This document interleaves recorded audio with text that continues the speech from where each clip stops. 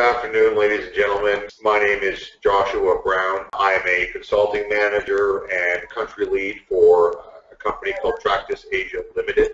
Really, Myanmar is one of the last global frontiers. Prior to 2012, it was a closed economy, one of the last sort of global hermit kingdoms of the world. When I arrived, there were no Western brands, no Western media. A SIM card could be only purchased on the secondary market for between $250 and $300. When the first time I visited, there were so few taxis that many people chose instead to travel by horse-drawn carriage on the streets of the commercial capital in Yangon. That's changed very dramatically. Since I first arrived, the country's got its first ATMs.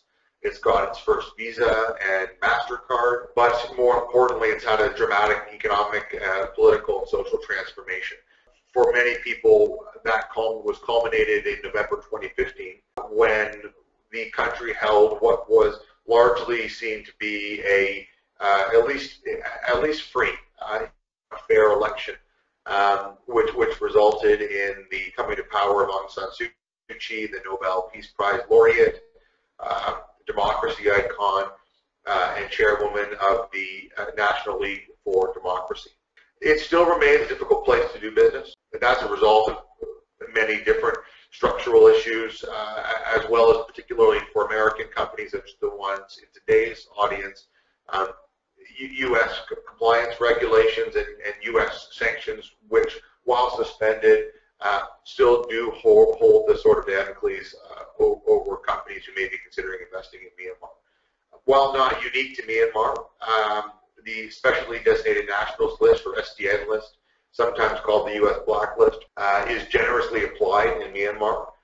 There are individuals and legal entities, companies, businesses globally in Iran, North Korea, and parts of Cuba that are prohibited by the Specially Designated Nationals list from doing business with American individuals or American companies.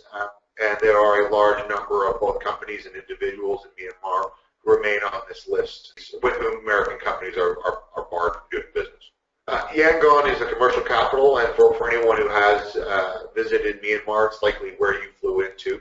No longer the government capital, but it's really where business goes on. It's where most companies are headquartered. It's where most of the country's manufacturing takes place, and it's the location of the country's only serious international container ports. That's led to high levels of density, particularly in the downtown areas. And you'll see that on the map on the right. And this obviously looks much better printed out in large scale, but anywhere that you see dark green are very highly populated areas, and even where you see the lightest color green, that's where you have population per square kilometer as anywhere below 4,000 heads per square kilometer. That's still really, in our view, suitable to sustain labor-intensive manufacturing.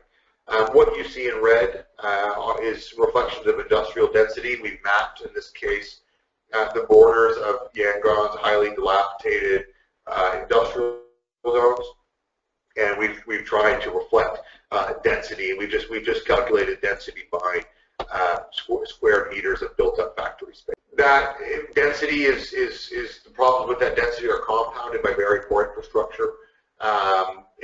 Poor infrastructure in terms of roads, water, rail infrastructure, as well as port infrastructure, but also critically power infrastructure.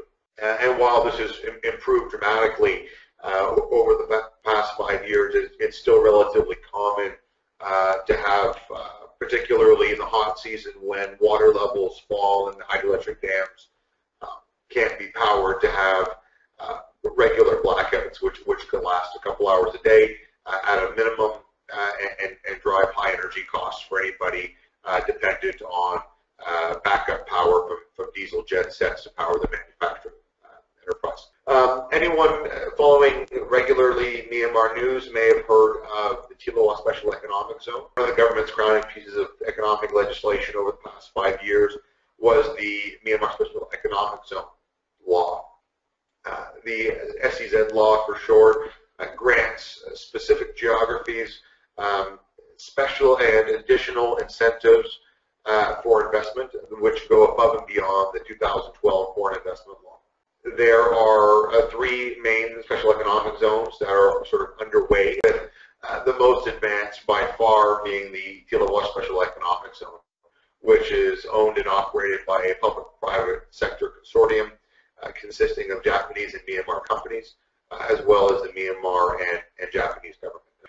Speaking of news in Myanmar, there have been a mix of pretty significant political, economic, and social developments. For anyone considering perhaps a direct investment in manufacturing in Myanmar, we've highlighted some of those related to the development of special economic zones, or indeed industrial zones in general, including both private and publicly developed zones, but also flagged for you some of the more significant political developments, economic developments, which have taken place and made headlines over the past 5 years.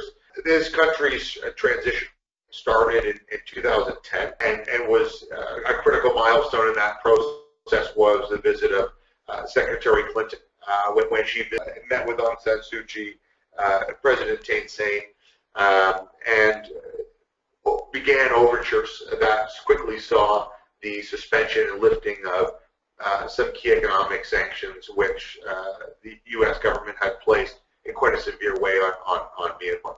Those 2010 elections were boycotted by the NLD, but they did participate in a by-election in 2012. It was an overwhelming or landslide victory for them. They won 43 out of 45 contested seats, which gave the sort of what's called the famous and by far most popular opposition party its first seats in parliament. Myanmar, the EU and other Western nations quickly followed suit, and Myanmar had its coming out party in late 2013 during the World Economic Forum. Things have only accelerated since then, and we've seen just very recently a historic election in 2015, just last November. Thank you very much for your time. Look forward to hopefully meeting with some of you in the future.